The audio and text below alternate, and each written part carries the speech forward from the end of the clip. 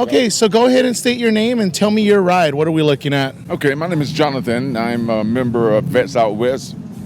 We call ourselves VOW, Corvette Club. And this is a 2016 C7 Stingray. Now what I've done basically from over time is that obviously you can see that the wheels, basically everything has been for the look at a certain time of day, whether it's day or night. I've done something to make it different than all the other Corvettes out there. Our whole theme in our Corvette Club is just to be different, to set ourselves apart. I have the black rims with the red base. All right. Well, that's very nice of you guys for giving them the end spots. But go ahead and continue. You're describing your ride, what you kind of done to it. We're on the wheels right now, but go ahead. But the lighting we've done just to come out of every vent, like every place that you can see a light, we try to put a light. You notice in the engine, I've done all carbon fiber. Everything is just for aesthetics.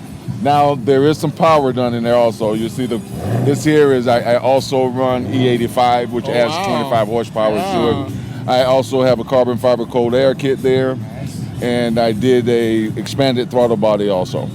That's awesome. Yes, now tell me, how did you get into Corvettes? Was it more about the club? Was it a friend recommendation? Or, I mean, have you just been a car enthusiast, Corvette guy all your life? Man, it goes back to a 14-year-old kid, cousin comes home from Vietnam, buys a Corvette, and I look at it and I had to have it. It just came to that, man. And I got my first one at 22 years old. I lived in the barracks and drove a Corvette, so that was the thing to do. And I have had the C3, 5, and now the 7. Oh wow! So you've seen the progression. Yes. Now, given your experience, and again, thank you for your service as well.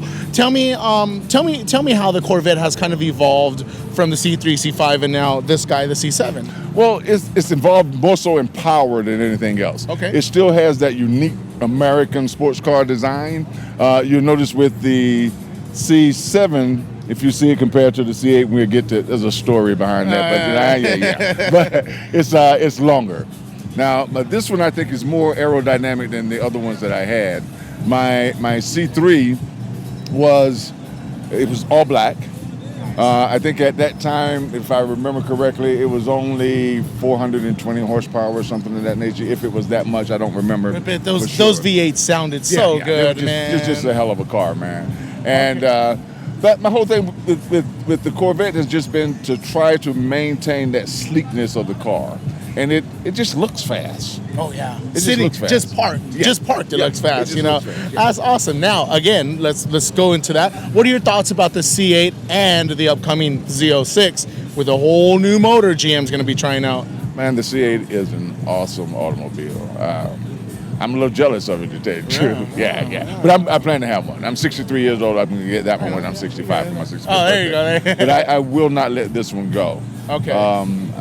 In the past, I've let them go, but I feel because this is the last front engine that they will make, I'm going to hold on to it for simple. I agree. I would too. I would stick with the C7 for sure, as you said, 100%, because it's the last front engine rear-wheel driving. These are still...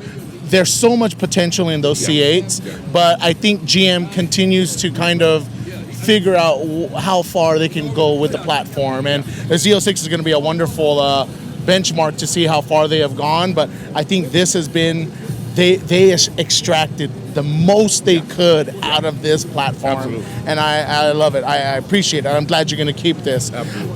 Last question. California is going to be transitioning to electrification in the next 15 to 20 years. What are your thoughts of electric cars and kind of the future of the car culture, what we have here? Well, the whole electric car idea is a great idea. I don't really understand climate change and everything that they're telling us. But if that's the need, then if the transition is needed, then so be it, because we're picking up horsepower. I read an article just last week regarding the E-rate, that the idea of it being built and it's going to come at 1,000 horsepower. Now, is that real? Is that going to happen soon? I don't know. The article said 2025. As long as they make a Corvette, as long as they come out with the E-rate, it's okay.